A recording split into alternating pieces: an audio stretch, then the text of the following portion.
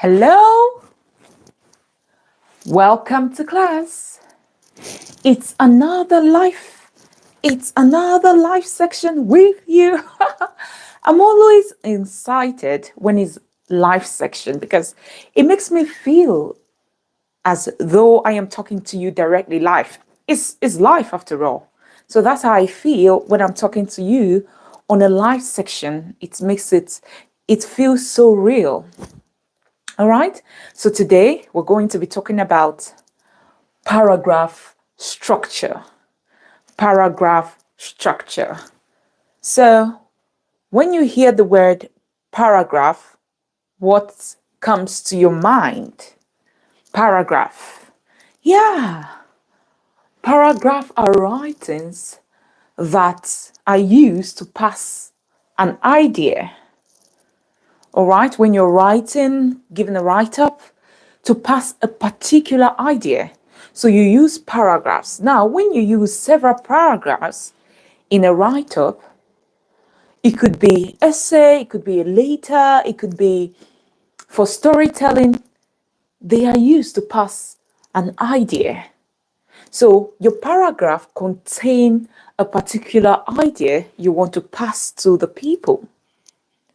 So in passing this idea, you need to bear in mind that there are 4 stages of a paragraph. A lot of people write and they don't take note of the stages. And so when they're writing, their writing becomes ambiguous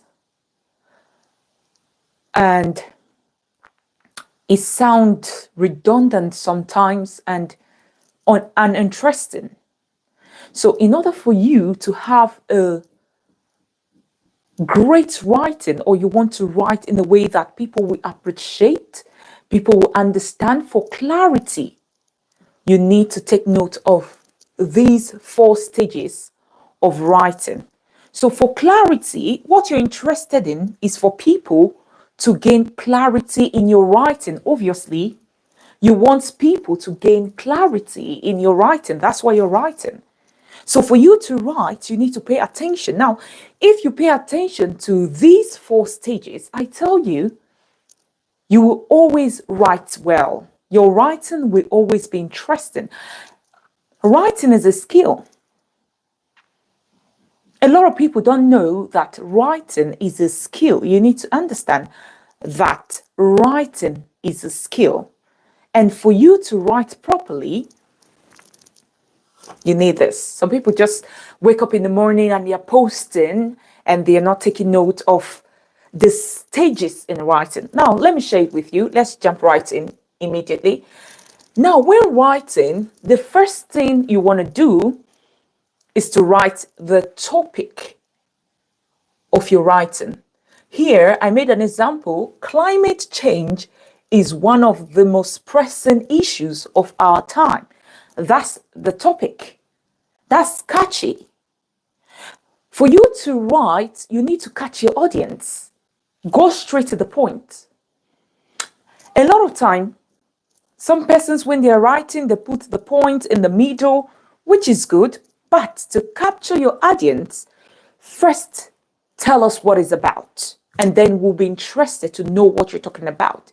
Now, if I'm writing and I just go, rising temperature led, that is even good. You know, sometimes some people say, I'll be coming tomorrow, and nobody knows what you're talking about. I'll be coming tomorrow for the program. But if the person has said, we'll be having 26 speakers during the program, that's captivating. That's going to capture my attention. And I want to know, what's the program about? So when you want to write, start with a topic. The main idea behind the writing, start with it. The main idea behind your writing, start with it. Now, after starting with the main idea, the next thing you want to go to is supporting sentence. Now, you want to support your sentence by providing details, facts, arguments, to support the topic. You can provide details about what you're saying. Now, this is just an example, so I didn't write so much, and you can see I don't have much space on my board. But if you're writing, for instance, you can write the details. Every story you want to write about, you just talk about it. Oh, this is it, this is that. You just talk about it, the body of the letter. All right, so you go straight to the details, your debate, whatever you have to say, just talk about it at this point. Your facts, your arguments, your explanations, you just talk about it in your supporting sentence when writing a paragraph. Whether the paragraph is long or short, these are the steps you must follow to make your writing interesting. Even if you're writing a book, these are the steps you must follow. Whatever you're writing, if you follow this step, your writing is going to be very interesting. Now, the next one is examples or evidences. Examples or evidences. What does this talk about? It strengthens the paragraph with real life examples, data, or quotes. It helps to persuade or inform the reader. For example, you say talking about supporting sentence, we have rising temperatures has led to more frequent natural disasters such as wildfires and hurricanes. Now you have said this for your supporting sentence. Now, the next one is examples or evidence. This is to persuade whoever is reading, because everyone wants you to show an evidence. You can't be telling stories. What is your evidence? You just can't be telling stories. This happened, that happened. What is your evidence?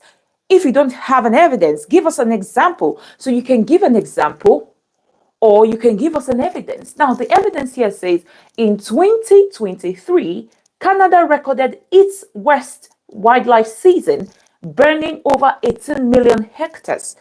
Wow. When someone hears that, they are like, wow, this is true. I want to know more. So now they're interested in what you want to say.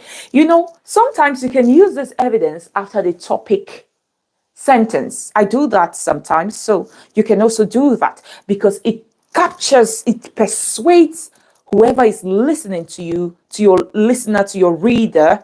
It persuades them. So sometimes I like to put this before this.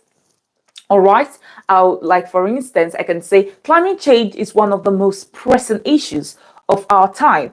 Then I can come in 2023, it persuades your audience to want to read more, to want to engage in your writing. Whether you're writing for social media, you're writing a book, whatever you're writing, use these steps. Now, the next one, concluding or transition sentence. Why did I say concluding or transition sentence? Because you can either be concluding on your paragraph, or you have more to say. Now, when you're concluding on your paragraph, this proves that urgent action is needed to mitigate environmental damage. You are concluding. Fine, I'm done with what I'm writing.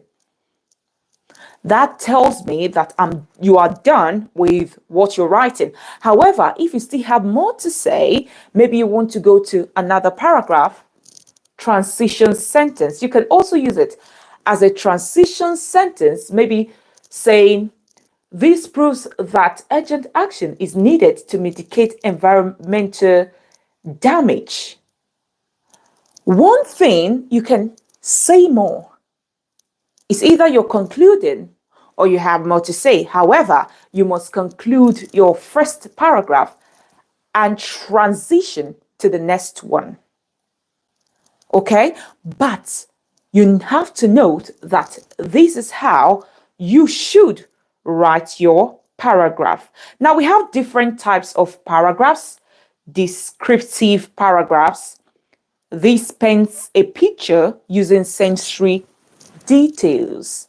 So it uses your five senses when you're talking about descriptive paragraph. You're trying to describe with feelings, with touch, with the eyes, with the hearing, sight, to describe what you're saying. So this is descriptive paragraph.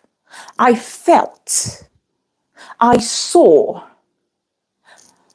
I perceived. So you're using your sensory